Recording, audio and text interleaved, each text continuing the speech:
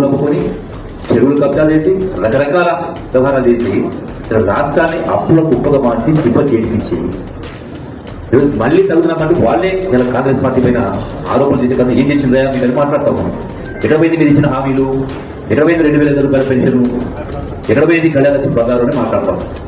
లెక్కలు చెప్పాలి, అబద్ధాలు చెప్పాల్సిన అవసరం లేదు. అబద్ధాలు చెప్పి ఓటాడాల్సిన అవసరమే లేదు.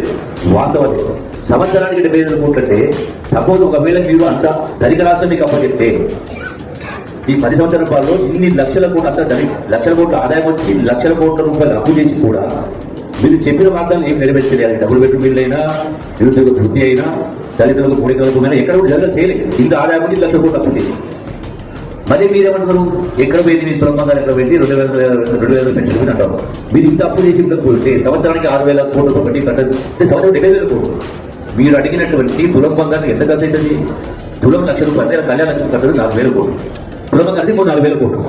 2,200 రూపాయలు పెన్షన్ అంటే ఇంకో 5,000 కోట్లు, 10,000 కోట్లు అంటే ఇటువంటి మీరు అడిగిన చెప్పిన ప్రతి ఒక్కటి కూడా అమలు చేయాలంటే మొత్తం ఖర్చు 25,000 కోట్లు కాదు.